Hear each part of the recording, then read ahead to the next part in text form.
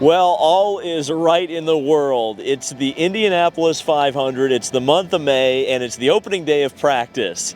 A day later than we wanted it to happen, but it was just as good as we could have hoped for today. Action-packed, drivers running up to as many as almost 400 miles, which is, what, 4/5 the distance of the Indianapolis 500 just today. And we still have several days of practice to go before the Indianapolis 500. I love this place. I love this place so much. I love it when we're going the correct direction around. I love the fact that Mark Janes and IndyCar Radio are crazy enough to put me on there at the end of happy hour. Just full of positivity. And today's video you're really going to like, I think. Not only do we actually have on-track things to talk about, but we're going to follow up on our co-driver feature, which I think you're really going to enjoy. And of course, we're going to have some of the best driver interviews out there. Stay tuned.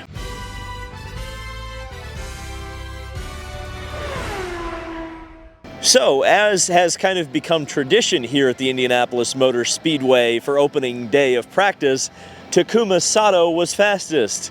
We talked to him this morning. I think I said this to you at Texas, but I never expected you to see you with that logo on your shirt.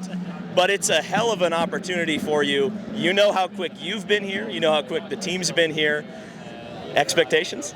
Excited. You know, really, this is a superb, exciting moment. Of course, you know, obviously the organization of Chip Ganassi Racing is entirely impressive, but also once you get into the team, it's just the normal things, trying to find the speed and make a car fast. And there is actually bits and pieces that even Ganassi didn't do it. So I brought some of the piece, which I hope, you know, we can only move forward.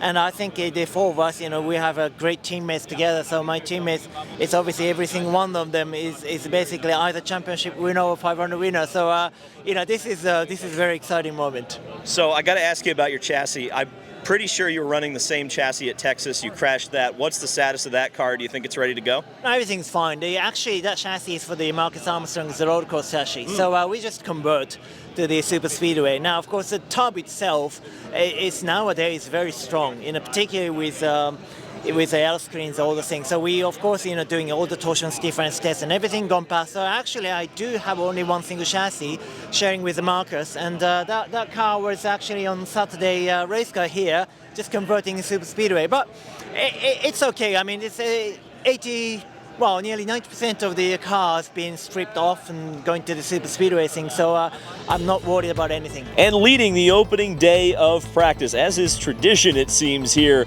these days, Takuma Sato up top for his new team, Chip Ganassi Racing, 229.4 miles an hour, and that has made this day the fastest opening day of practice at the Indianapolis 500 since 1996. And the person who started that trend was Scott Dixon, who set his 229.1 mile per hour lap very early on in the session. Oopsie doodle. But it has to be said that the Chip Ganassi Racing team is just as strong as they have been in the past here. Third, Santino Ferrucci for AJ Foyt Racing. Now, some of you may be saying that's a surprise at 228.9 miles an hour, but I would remind everyone, Michael Cannon has joined that team, and he was a lot of the big reason why we saw a huge performance jump from Chip Ganassi Racing. So Santino Ferrucci, while it may be a surprise for some, isn't necessarily a surprise for me. He's never finished outside the top 10 at the Indianapolis 500. Another Ganassi car, Alex Palou. He's confident, and you'll hear from him later in today's video at 228 miles an hour. Scott McLaughlin, Team Penske, top Team Penske today, also at 228. Colton Herta, fastest Andretti car. He's looking for his first Indianapolis 500 win. Marcus Ericsson, the defending champion of the Indianapolis 500 in 7th, 227. Also Ryan Hunter-Reay. Remind me to talk about him later. He was extremely impressive in his return to IndyCar racing with Ryan Reinbold. Joseph Newgarden, who was fast in the test, was also fast here, P9 at 227. Marco Andretti, the Andretti Autosport driver who drives just one race these days, but Marco always loves a toe lap and certainly got one today. It'll be interesting to see if that translates later on into the month. Jack Harvey, hey, shout out to Jack, 11th place, top Rahal car, one of the fastest Honda cars overall. Good looking out for Jack. Will Power in 12th, last of the Penske cars, but you know he's going to figure it out before race day. Graham Rahal in 13th position for car 15. Connor Daly in 14th, you'll hear from him later. Stephen Wilson in 15th for a resurgent and strong, it appears, Dreyer and Reinbold Racing. David Malukas, who looks very, very good in traffic, and then Simon Pagenaud in 17th. Rinus VeeKay, who ran the most laps of anyone today and also had the fastest no-toe speed, so remember that for qualifying. Alexander Rossi, want to talk about traffic? He looked good in traffic. Pato O'Ward had a quiet day in 20th position at 225 miles an hour today. Benjamin Peterson was out in traffic quite a bit, as was Augustine Canapino towards the end of the day at 225 miles per hour for his first official day of practice at the Indianapolis Motor Speedway.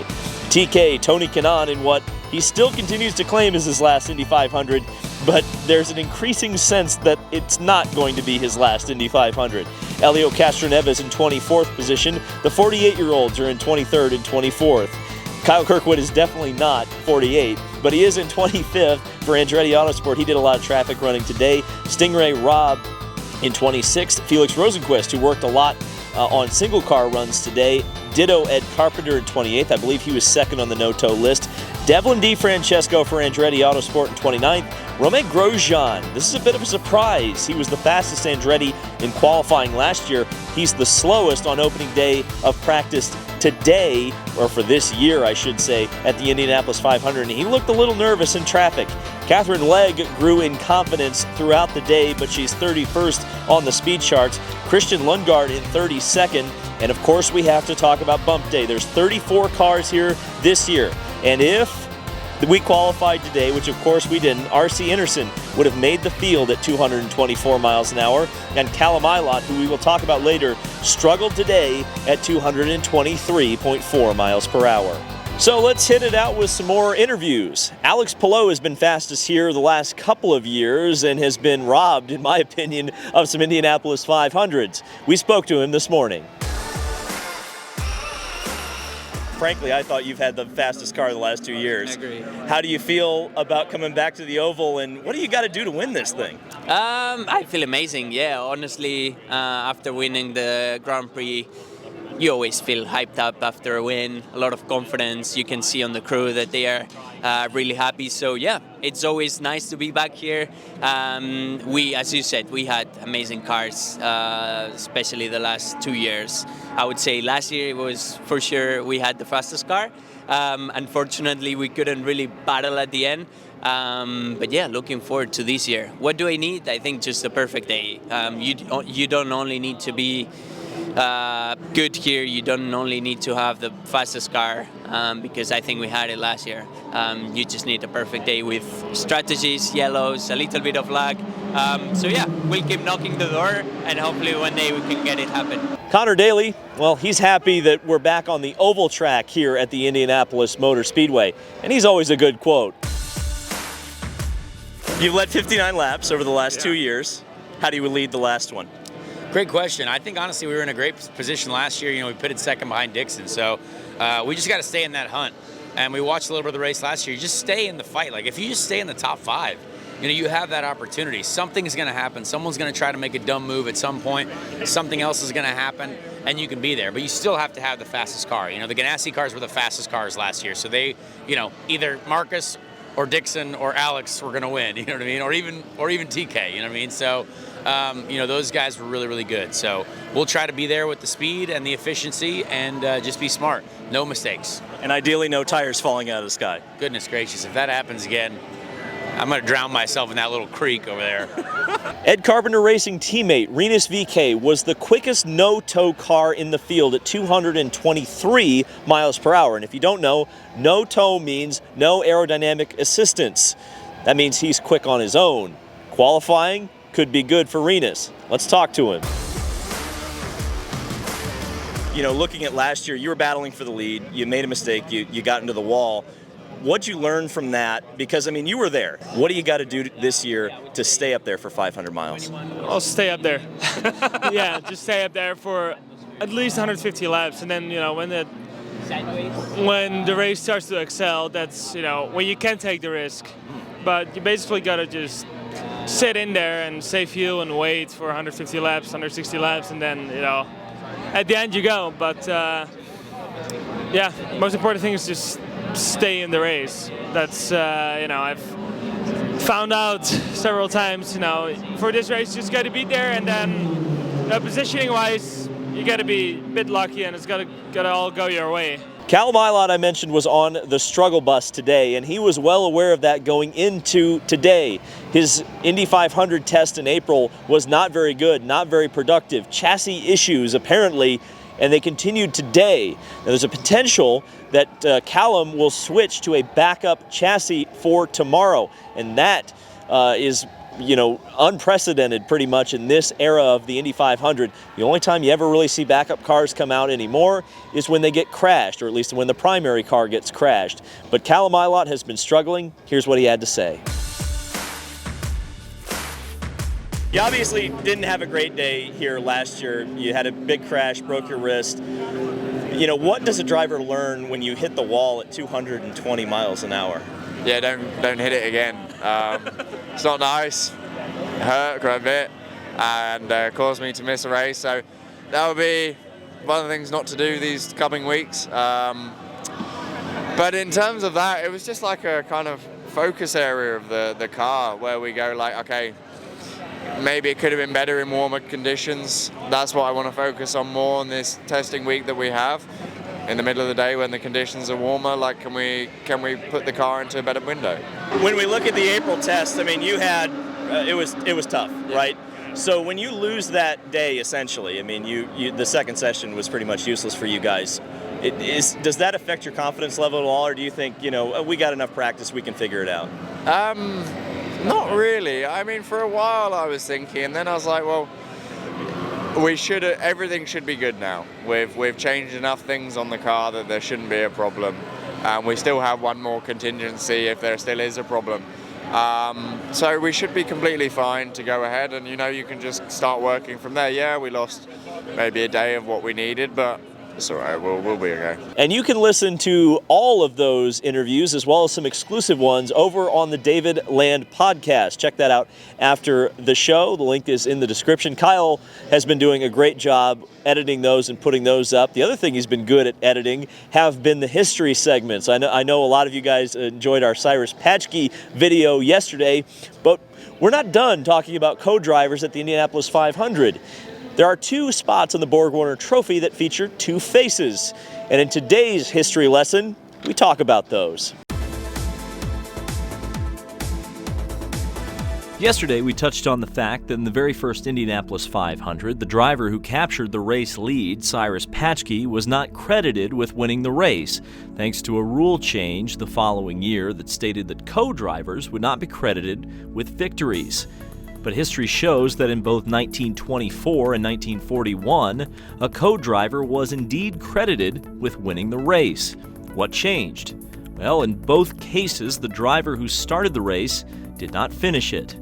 Now, there were no stipulations in the rules about the potentiality of a driver who started the race not finishing it. The rules only stated that the driver who started the race would be credited. In 1924, it was Laura Coram who started the race and Joe Boyer who finished. When Boyer finished the race, it was only Coram who was credited with the victory, and after some negotiating, it was decided that the rules could be bent enough to allow Boyer to also be credited with winning the 1924 Indianapolis 500. That ruling was too late for 1919 winner Howdy Wilcox to be credited with a second 500 victory. Only a year before, in 1923, Wilcox would help relieve Tommy Milton, making Milton the first driver to win multiple 500s. And had Wilcox gotten credit for the victory, then both drivers would have been first-time, multi-time winners at the 500. Last Memorial Day Classic just before Pearl Harbor brought us into the Second World War. The second and final time that two different drivers would be credited with an Indianapolis 500 victory would be in 1941. Floyd Davis would start the knockout hose clamp special and complete the first 71 laps before team owner Lou Moore, unhappy with Davis's early pace, found Maury Rose, who had started from the pole in another car, but had fallen out of the race after 60 laps with a spark plug failure. More convinced Rose to relieve Davis, and the defending Indy 500 champion would go on a tear, taking the car that qualified 25th to the lead, where he would stay for 39 laps and eventually score his third Indy 500 win in the most unlikely of circumstances. Despite being fairly unspectacular in the race itself, Floyd Davis was also credited with victory, having started the car. The most recent occurrence of Indy 500 carpooling was actually more recent than you'd think. In 2004, when the race was stopped due to rain 22 laps in, Robbie Gordon, who was attempting to do the Indy 500 Coke 600 double, had to boot, scoot, and boogie away from Indianapolis in a hurry, with the 500 unclear to end anytime soon. Jacques Lazier had been tapped as the fill-in driver early in the month, just in case of such a scenario. Sadly, Lazier wasn't able to pull Amaury Rose when his Dallara Chevrolet suffered a broken axle. But would he have won, he would have shared his space on the Borg-Warner Trophy with Robbie Gordon, the starting driver, a rule dating back to 1923 and still on the books today, just in case. Stay tuned tomorrow for the story of the last American-designed and built car to win the Indianapolis 500. He's making a move! No, not quite! John. And it's interesting that we talk about the possibility of co-drivers and co-winners in the Indianapolis 500. It may not be an issue this year, but Kyle Larson will be participating in the Indianapolis 500 next year. Similar to Robbie Gordon, he's going to be trying to do the Coke 600 Indy 500 double. And if weather's involved, surely there'll be a driver sitting in relief if needed. Hey, maybe that's how Tony Kanaan gets around the retirement thing. Kyle Larson will be at the track, the Indianapolis Motor Speedway, I should say, tomorrow. There's a press conference. I'm going to try to get some stuff from there, so hopefully stay tuned for tomorrow for some Kyle Larson and Jeff Gordon goodness. Let's talk a little bit about today. I have a few thoughts. Number one is that Ryan Hunter-Reay is absolutely here to play. I think Ryan Hunter-Reay looked absolutely spectacular. Strong in traffic in the Dreyer Reinbold car. I think he's here to win the race. And what I saw from him in traffic, he's one of my early picks, I would say. Ganassi. If you're not picking someone interesting like Ryan Hunter-Reay, I think you should pick one of the Ganassi guys. Wow, what a juggernaut this team has become at the Indianapolis Motor Speedway. At one point, there were 1, 2, 3, 4 on the board. And I definitely think they're going to be challenged this year. I think it's going to be a competitive Indy 500, and I think that's something else I should talk about, is it looks like the racing is going to pass the eye test this year. It looks like it's going to be exciting. Looks like the cars can pass. Looks like they can run close to each other. But it also doesn't exactly look like 2013 either. I think you're still going to be able to hold the lead if you've got a good enough car, and I think that's exactly what we want. We want to strike the balance between entertainment and pure racing.